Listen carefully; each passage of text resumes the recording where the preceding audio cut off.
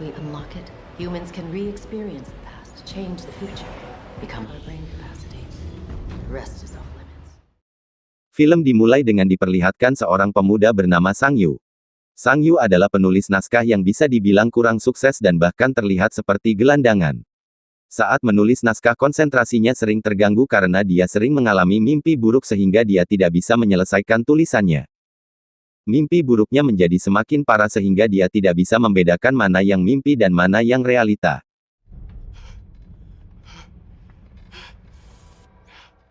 Untuk mengatasi hal itu Sang Yu berkonsultasi kepada seorang psikiater dan juga dia selalu mengikuti seminar. Dan dari situ dia mendapatkan sebuah pernyataan bahwa mimpi adalah jalan menuju ke alam bawah sadar. Only in dreams can people go into the darkest corners of their minds and see their true. Scene berpindah di mana kita diperlihatkan Sang Yu yang sedang membeli sebuah martabak. Dan di saat dia akan makan tiba-tiba muncul seorang pria bernama San Ge. Ternyata San Ge ini pernah menginvestasikan uangnya untuk naskah yang dibuat Sang Yu. Namun karena Sang Yu tidak mempunyai uang untuk berkonsultasi, Sang Yu dengan terpaksa memakai uang yang diinvestasikan San Ge. Dan hal itu membuat San Ge benar-benar emosi. Spend it on what? Think you're just lazy. Karena sudah tidak membayar uang kontrakan beberapa bulan, Sang Yu pun diusir dari kontrakannya.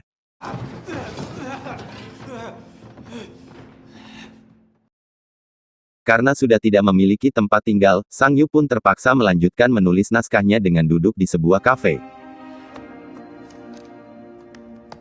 Karena sudah terlalu lelah dia pun tertidur dan lagi-lagi dia bermimpi buruk ada sesosok makhluk yang biasa mengejarnya dalam setiap mimpinya.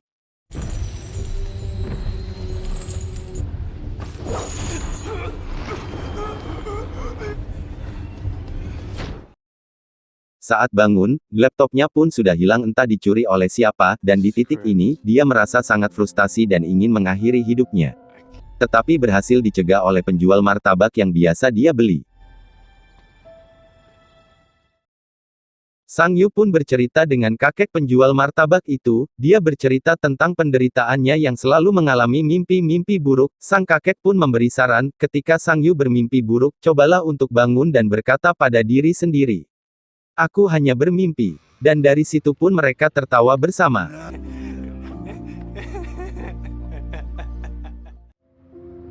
Saat malam tiba, karena sudah tidak memiliki uang, Sang Yu terpaksa mencuri makanan di sebuah supermarket, dan hal itu dilihat oleh Mbak kasir tapi dia membiarkannya karena tidak tega melihat keadaan Sang Yu yang sudah seperti gelandangan.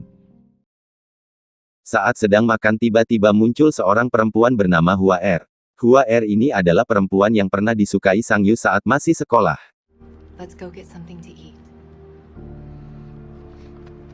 Tiba-tiba, dia berubah menjadi sesosok makhluk itu lagi dan menusuk Sang Yu dengan sebuah pedang.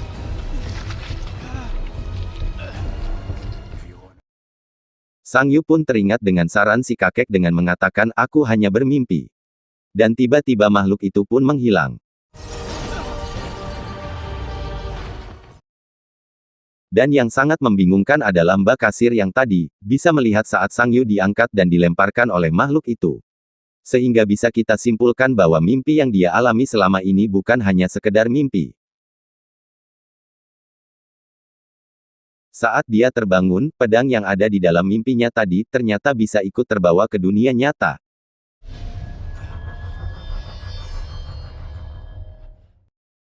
Karena tak memiliki uang, dia pun menggadaikan pedang itu dan mendapatkan uang 30.000 yuan.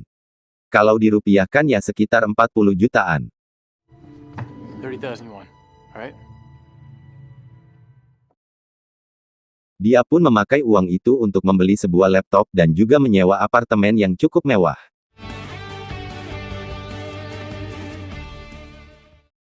Dan mulai dari kejadian itu, Sang tidak takut lagi untuk bermimpi.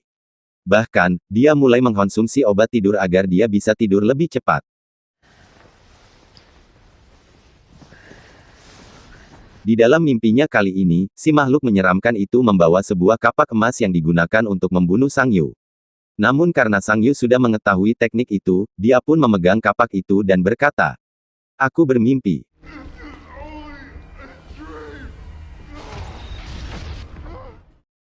Di saat bangun kapak itu sudah ikut terbawa ke dunia nyata. Dia pun menjual kapak itu, dan mendapatkan uang yang lumayan banyak.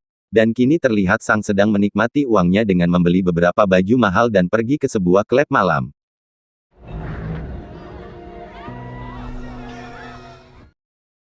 Setelah sampai di apartemennya, dia melihat gambar museum di sebuah buku.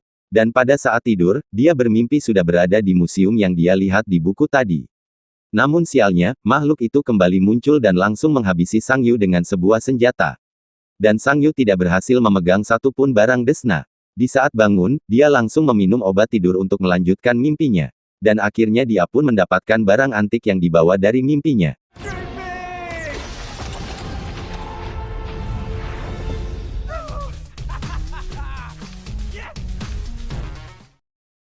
Sang Yu langsung menjualnya kepada pembeli yang lebih elit, sehingga Sang Yu mendapat uang yang lebih banyak dari sebelumnya.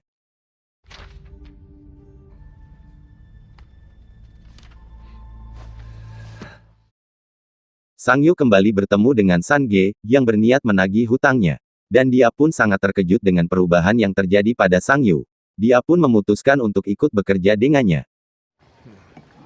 Dude, if you found a way to get rich fast, you gotta teach me. Keesokan harinya, Sang Yu pergi ke sebuah kafe milik Hua Er yang kita lihat tadi. Namun sayangnya, Hua Er ini ternyata tidak mengenalinya. Lalu Sang Yu memutuskan membeli kafe itu, dengan keuntungan yang akan dibagi dua. Tapi dengan satu syarat, Hua Er tetap bekerja di sana. Saat malam, San Ge dibuat terkejut di mana saat Sang Yu terbangun dengan puluhan kalung emas yang ada di tangannya. Hal itu membuat San Ge sadar, bahwa Sang Yu bisa membuat mimpi jadi sebuah kenyataan.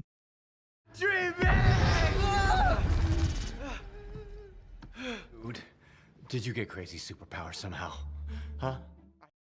Keesokan harinya, Sang Yu pun langsung membeli kafe milik Hua Er dan mengajaknya makan malam, sehingga hubungan mereka semakin dekat. Sang Yu. I feel like I've heard that name before somewhere. Saat pulang ke apartemen, San Ge sudah memakai baju layaknya seorang pelayan yang siap melayani Sang Yu. Kali ini, Sang Yu bermimpi berada di sebuah brankas yang dipenuhi oleh uang. Dan Sang Yu kini sudah mulai menguasai mimpinya. Tiba-tiba makhluk itu muncul lagi dan melukai wajahnya, namun karena sudah berpengalaman, Sang Yu pun bisa mengalahkan makhluk itu dengan kekuatan baru yang dimilikinya.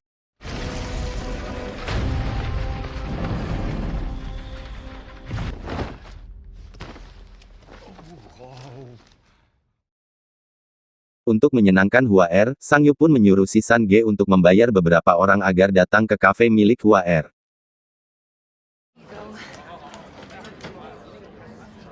I'll be with you in a second. Sorry, we're really busy today. There you are. Lalu Sang Yu melihat ke kakek penjual martabak dan dia pun berinisiatif untuk memberikannya uang tanpa sepengetahuan si kakek itu.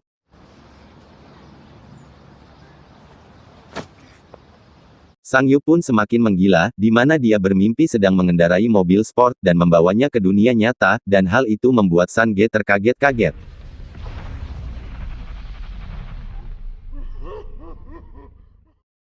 Sang Yu pun berhasil menyelesaikan naskahnya agar Hua Er percaya bahwa dia adalah penulis profesional. Hey, what's going on? I thought you didn't. Karena belum bisa memiliki Hua Er sepenuhnya, dia pun bermimpi melakukan enak-enak dengan Hua Er. Saat bangun, ada sebuah dalaman yang ikut terbawa ke dunia nyata. What's in your hand?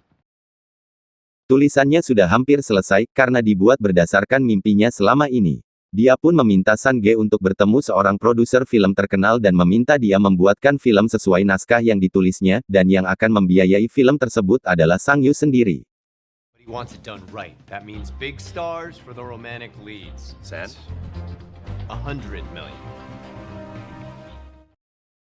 Dia pun mengadakan konferensi pers, Demna Desa itu ditayangkan kisah hidup Sang Yu, yang sebenarnya tidak sekeren itu namun cukup untuk membuat Hua Er terkesan.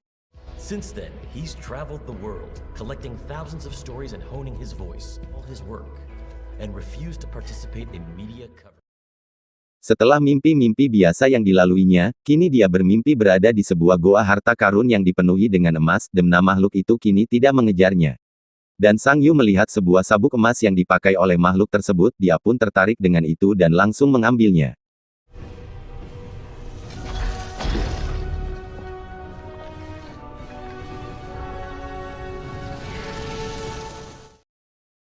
Dengan apa yang dialami Sang Yu saat ini, San Ge pun memiliki sebuah fantasi tentang masa depan, bahwa Sang Yu bisa saja menjadi raja dunia dan memiliki kerajaannya sendiri.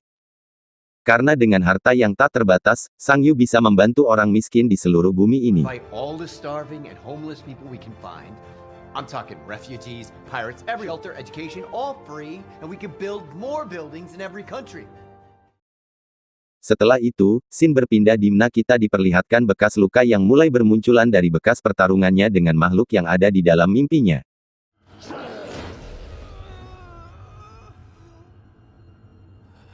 Sang Yu pun diculik oleh penjahat bernama Wu Gang. Dia mendapat informasi tentang Sang Yu dari seorang karyawan di tempat biasa dia menjual barang-barangnya. Hey, I wonder how much you think you're worth. Give you 10 million yuan. Wu Gang meminta kepada Sang Yu untuk memberikan mereka uang 10 juta dolar, dan tanpa berpikir lama-lama, dia pun langsung meminta San Ge membawa uang itu kepada mereka. Namun ternyata ini hanya jebakan, karena Wu Gang ingin sesuatu yang lebih banyak karena Wu Gang sudah tahu bahwa Sang Yu memiliki tabungan sebesar 300 juta dolar di rekeningnya. I underestimated you. You have 300 million. What exactly do you do?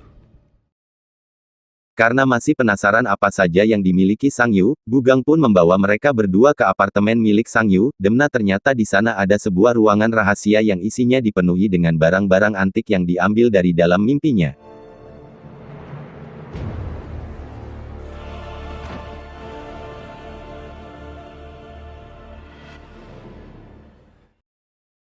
Dan Hua Er pun datang di waktu yang tidak tepat dan dia pun menjadi sandera.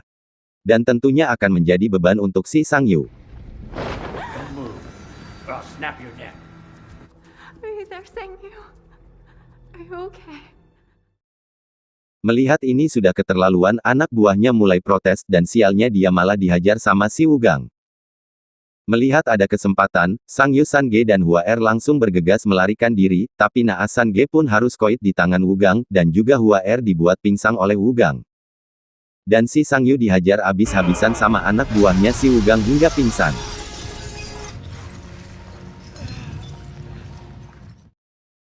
Ketika pingsan, Sang Yu pun masuk ke dalam alam mimpi, di mana tempat itu dipenuhi dengan pintu yang menuju dimensi lain.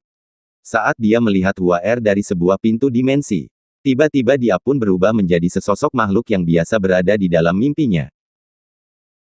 Sehingga terkuak fakta, bahwasannya makhluk yang selama ini mengejarnya tidak lain adalah dirinya sendiri.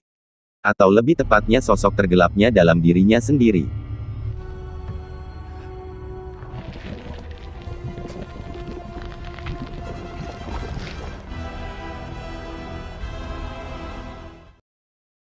Lalu dengan sebuah golok, sosok gelap milik Sang Yu pun menghancurkan pintu itu lalu menghabisi Wu Gang dan semua anak buahnya. Namun sangat disayangkan Hua Er tewas karena sempat ditembak oleh si Wu Gang.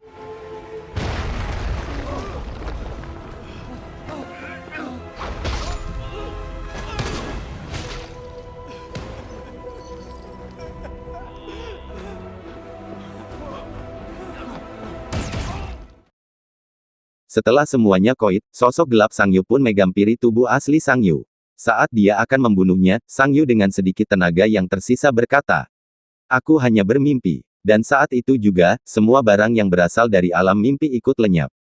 Hal itu membuat semua orang terkejut.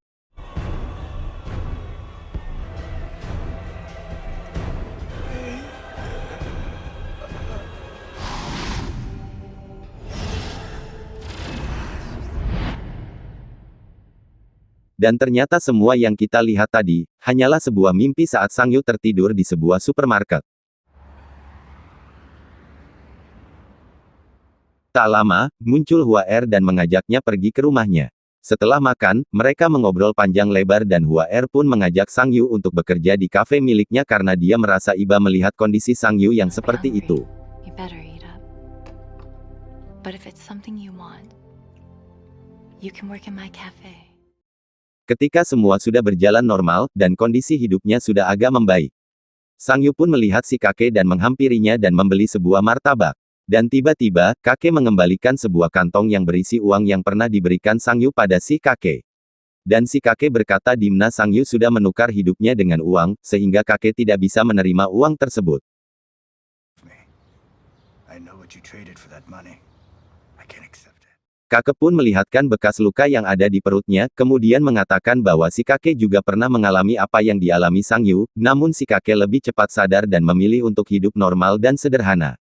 Dan dari situ Sang Yu pun sadar apa yang dia alami adalah sebuah kenyataan. Tamat.